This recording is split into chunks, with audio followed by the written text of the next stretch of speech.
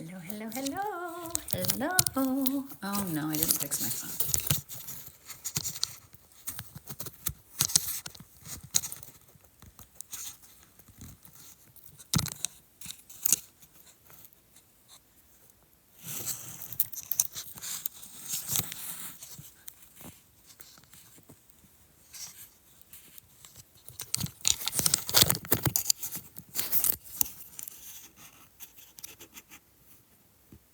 Hello, hello, hello, hello, hello. Why is my fucking thing doing this? Let's see if I can. Okay, that's all right. Okay, a little too much. Give me 1 sec. Deep. Nope, it was better the other way. Why don't I fix these things before I start? Hi, hi, hi, hi, hi, hi. Good to see you. Good to see you. I am about to read a page from my grief book. If you have any questions about grief for me, let me know. You can just put that in the comments, which you already know how to do. Why do people tell us to put things in the comments? Like, we know where to put them. We know where to put them. Hold on a second. I'm going to do this. So good to see you. Okay, here we go. Here we go. Here we go. Go, go. Still crooked, but whatever. Okay. Where's my book? Here it is. Okay, so I wrote this book called The Irreverent Grief Guide, and it's available on Amazon. And I read a couple of pages yesterday. I will be posting these lives on my YouTube, which is at Advanced Bitches or Elizabeth Kupferman, whichever one. So you can find it there if you missed yesterday's. So I'm going to start on page 13 today. The title of the book is called The Irreverent Grief Guide, How to Fucking Survive Months 1 through 3. And, oh my goodness, it's so good to see you all. Okay. Because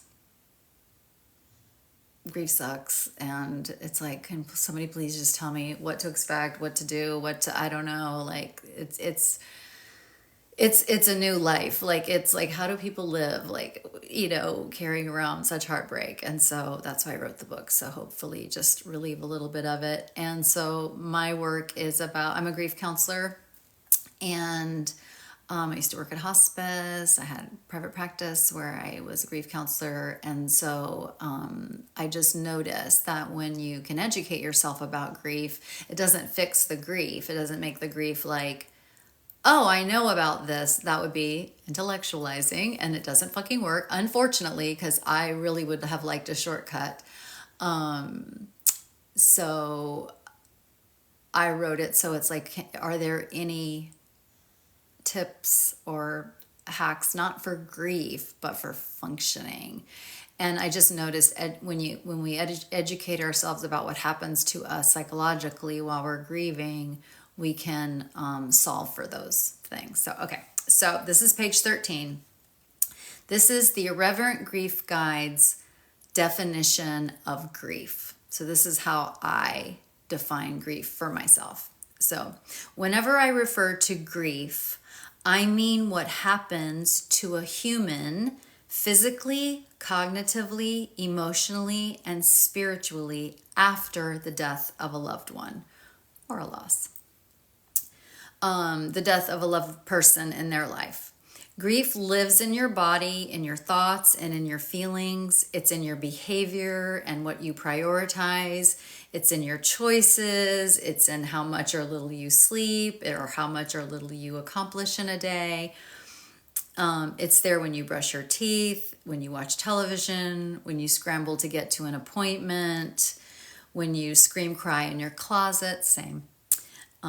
Grief is there in sad moments, but also grief is there in happy ones as well. To me, grief exists in the life lived and the human experience as you try to fucking exist after your person died. It's in every single moment. How could it not be? What I noticed was, like, people like if a client would, I just like, how's your grief doing? And they would often say things like, it was a hard week, or what, or not good. And that just usually meant that they were crying. But grief is all the time. There's never, like, once your person dies, after that moment, there is no other moment where they didn't die. Like, you're doing your life. Grief is present. Grief for me is just this ongoing, some people refer to it like it's like this companion. I just think of it as this section of my psyche that's always working on it, just always working on it. Sometimes I'm aware of it, and sometimes I'm not aware of it, but it is just always existing, so there's not a time after a person dies. It's like, I talk about this later in the book, but it's like, if you saw a person,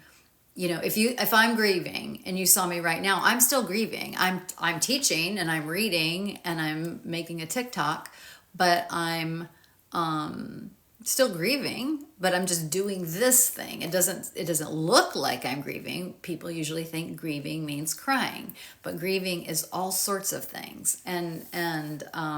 So you even grieve when you're actively resisting grief. That's still grief. It's all grief. To me, grief exists in the life lived and the human experience as you try to fucking exist after your person died. It's in every single moment. How could it not be? Thinking that grieving is being sad or having a hard time is a way we fool ourselves, because our grief is more holistic than that.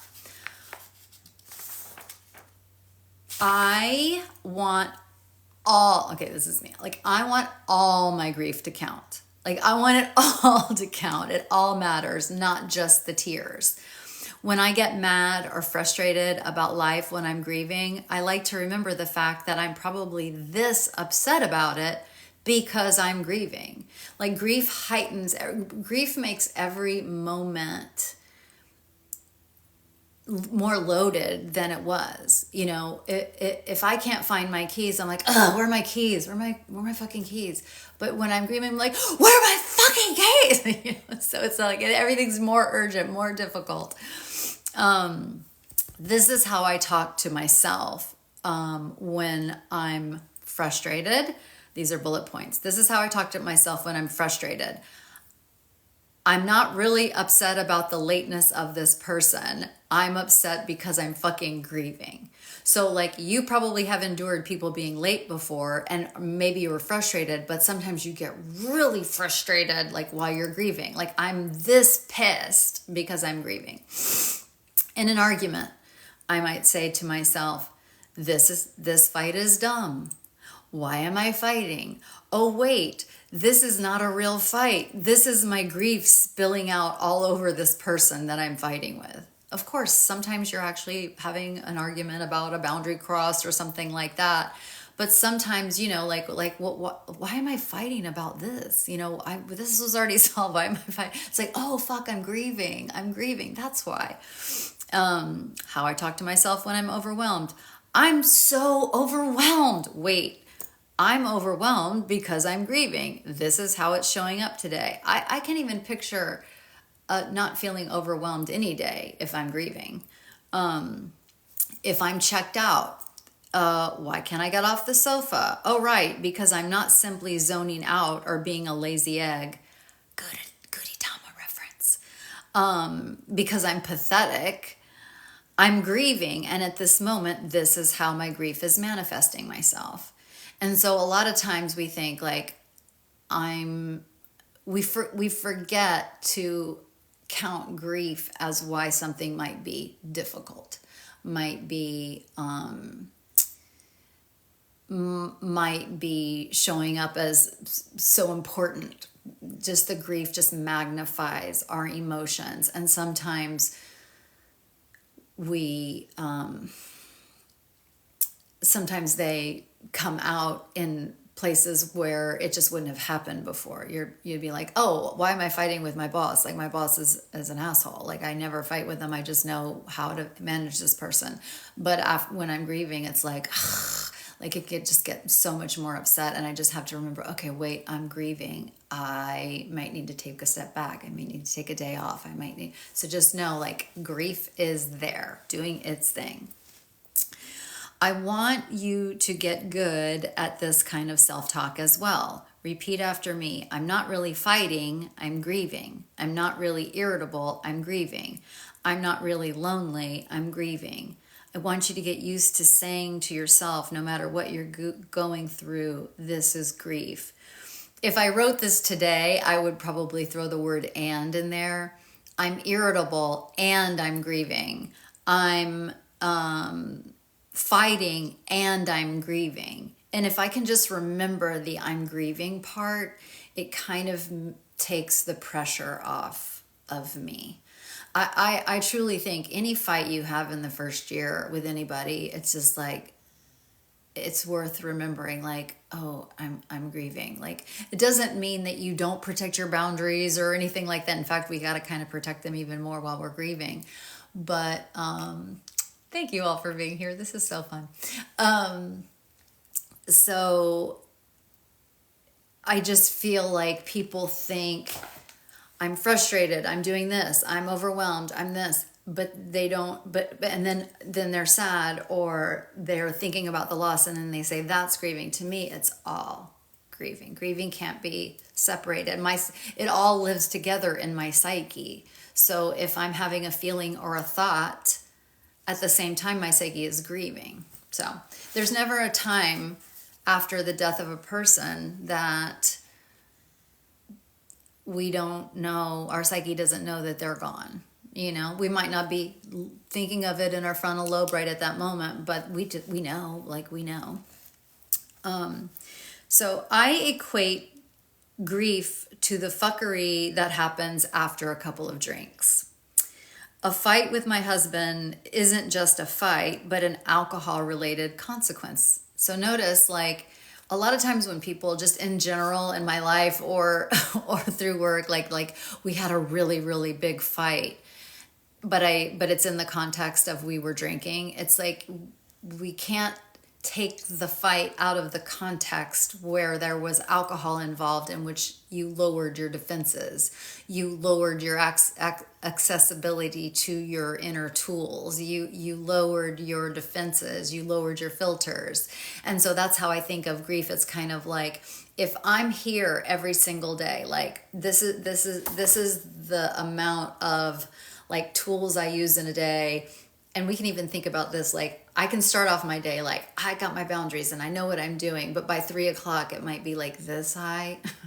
So it's like, oh, I may not be making a good decision right now because I'm tired. So grief just automatically lowers my access to my inner tools, my ability to reality check my thoughts. You know, I might be more apt to critically think about myself, which is very common in grief because people feel like shit about, like, oh, why can't I get over this? Why can't I do my life? And like I said yesterday, how I see it as when we, it's not fucking convenient, but when we suffer a loss, oh, I just want to show you my little timer. This is my ADHD timer. So like I need a visual aid so I don't run too long.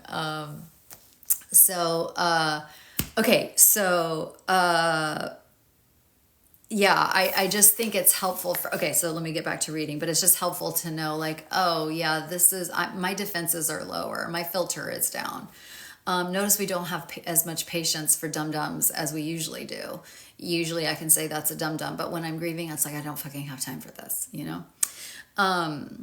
So a plate that shattered when I dropped it isn't simple. So this is like if I had a couple of drinks. Like if I dropped a plate and smashed it, I can't just say, oh, I'm so clumsy. I have to add the fact that I also had alcohol on board. So I can't just take the fact that I had alcohol out of the picture of my, I don't just get to say I'm fucking clumsy. Like if I was completely sober and doing all the things, sure, you're clumsy. Or I made a mistake and dropped a plate, whatever. Or I need to pay attention in my life because I'm dropping things or whatever.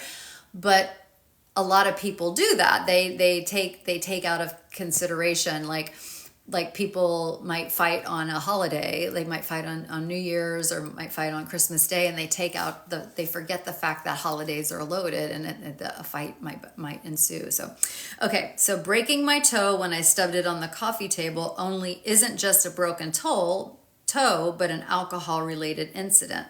I can't separate the alcohol coursing through my body from what I think, say, or do. Alcohol influences everything once we start drinking. We can't pretend it doesn't. And so, and I'm not just like picking on alcohol here. It could be, we could be high, we could be doing other stuff, whatever, it doesn't matter. But like, just, we have to take our whole lives holistically in context. And so if a person I loved fucking died, and then I got in a fight, shattered a plate, or broke my toe, I would consider that all understandable, because I'm under the influence of grief at all times. I think I'll stop there. I just think and the reason I think about this and recommend that people think this is so you just have more compassion for yourself. Like, things are just going to be harder for us a while. And so when grief happens and it's inconvenient and we don't want it to be, like, I've got lots of goals and dreams and all that shit. But if grief comes into my life, that becomes my focus, and that's going to be my personal growth work, and that's going to be my advanced personal growth work. And so it's here. If we're grieving, it's here. And okay, what am I gonna do about it? But it's like, people beat themselves up so much for the mistakes they made, even while they're grieving, while they're in intense, like, can you imagine, like, if we were in intense pain, we wouldn't be saying like, if we just broke our leg, we're not saying like, why can't I clean the house today? It's like, I can't clean the house today because I'm grieving. This is intense psychological pain. This is how humans react when we experience a loss. So if anybody has a question for me, feel free to ask. Let's see. Let me just scroll back. Any questions about that? Any questions about, let's see. Just looking for any comments or questions. Thank you all for being here. Let's see. Okay. Okay. All right. So you get it. Let's see.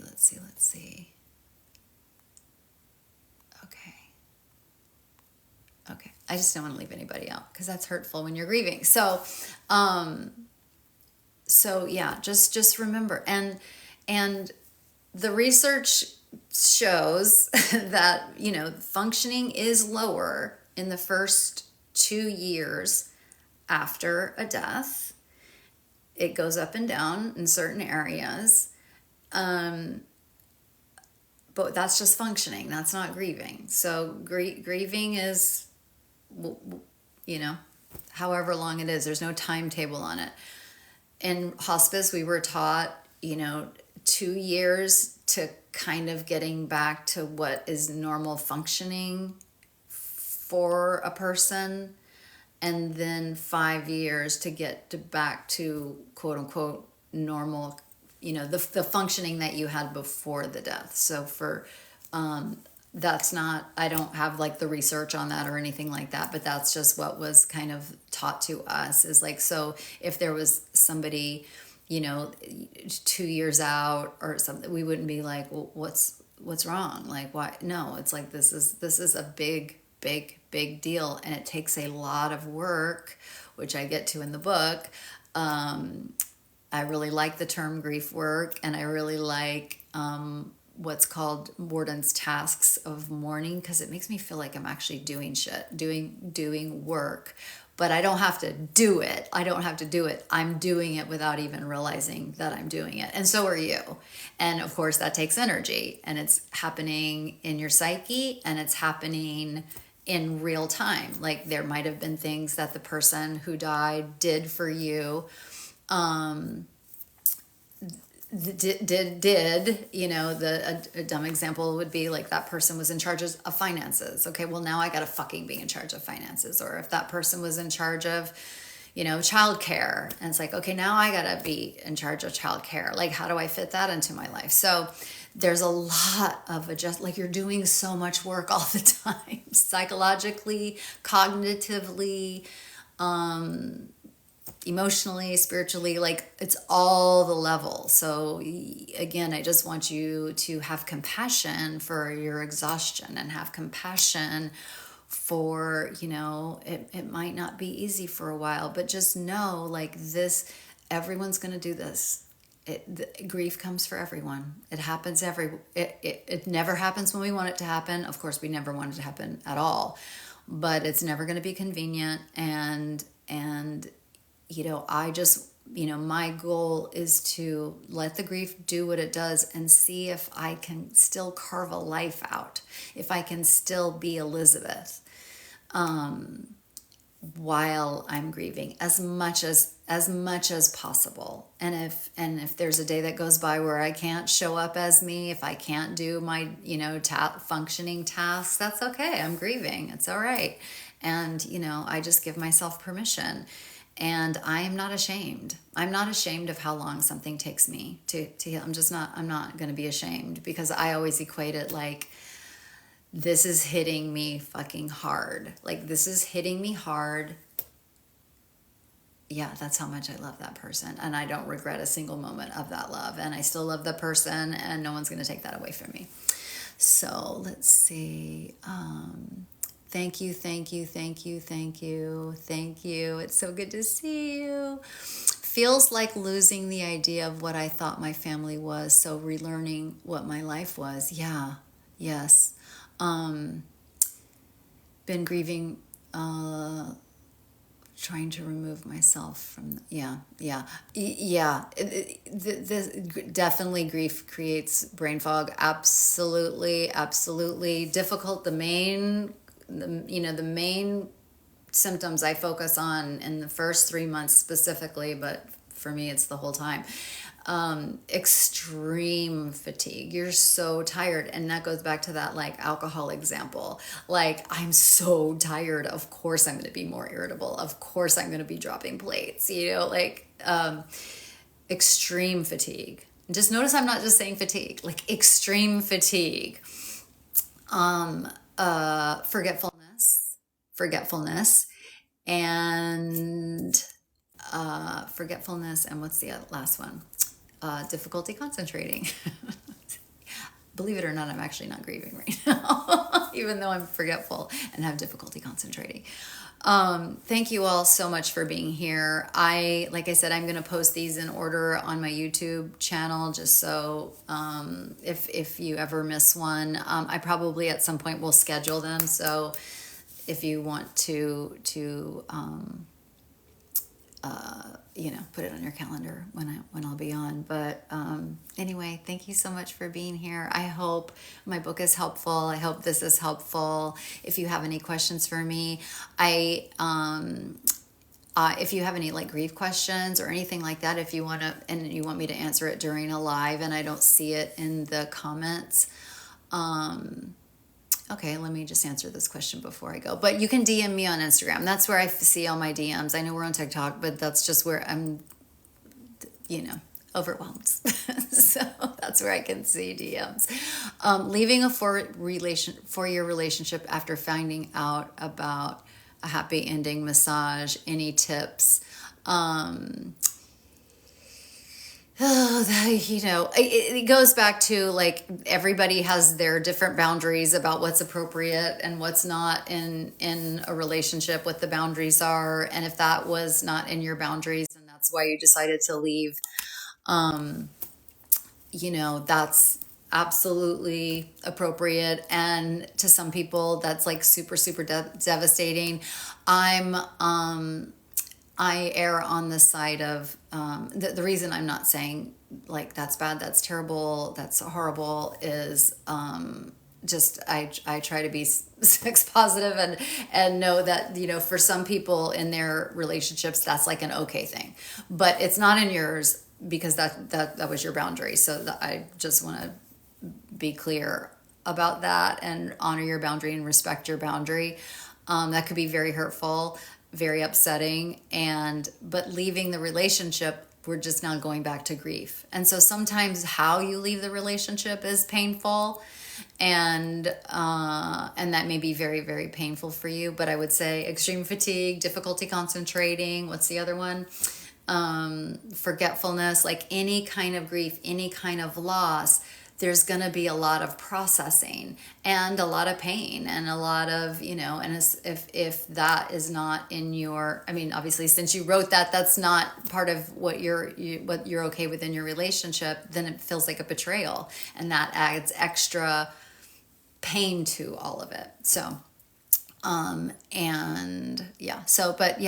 just gentle, be very gentle with yourself. And, it's just all self-care and bunny slippers and, just do your day, do the next right thing. And, one of the hardest things to do is follow through on a boundary. So that's incredible that you decided to do that, to follow through on your boundary. Okay. Good work. Thank you so much for being here, and I will see you tomorrow. Love you. Bye.